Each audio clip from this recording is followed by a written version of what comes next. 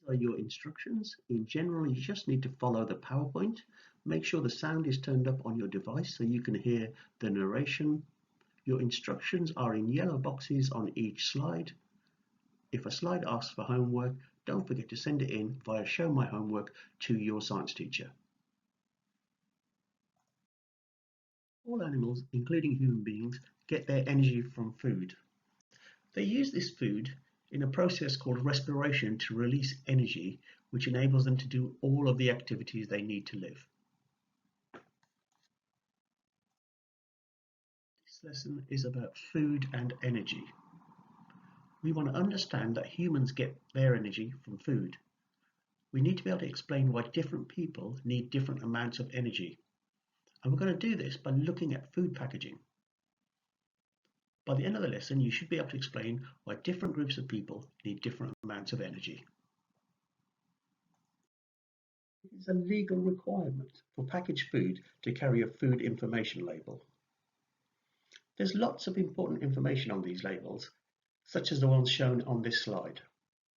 There's information of what food groups are contained in the product, such as proteins, carbohydrates. This information is important to certain groups, such as diabetics. It also tells you about any allergens that might be contained. These allergens could pose a danger to people who are allergic to that particular substance. Finally, it tells you how much energy the food provides the person who eats it. And that is what we're going to look at today. Your task is to compare how much energy is in different foods. Draw a table in your book. An example is given on the next slide. Then look at different foods in your kitchen and work out how much energy there is in 100 grams or 100 milliliters for liquids.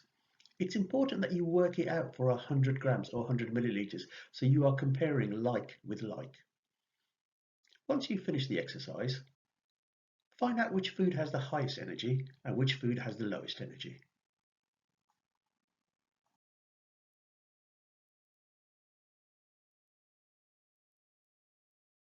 What do we use energy for? Everything we do uses some energy. You use energy to keep your body warm, breathe, grow, move, talk. If you take in more energy than you need to carry out your daily activities, your body stores the extra energy as fat to use in the future. Different people need different amounts of energy depending on how active they are, their ages, and whether they are male or female. Carrying an excess amount of fat can cause a variety of health problems. One group of people who are very aware of the amount of energy contained in different foods are athletes. Follow the link below to watch a sports nutritionist talking about energy from food. We use energy all of the time, no matter what we are doing. In your book, see if you can match the pictures of the activities to the amounts of energy it takes to do that activity per hour. Green pen your answers using the information in the table. Your homework activity.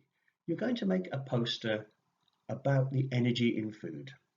Make it using basic scientific words and see if you can make it suitable for a Year 7 audience. Add diagrams to show what information is on food packaging and explain why different groups of people need different amounts of energy. Explain why it is better to compare energy values per 100 gram or 100 ml for each type of food. Please send a picture of your poster to your science teacher by Monday, the 18th of May, using Show My Homework.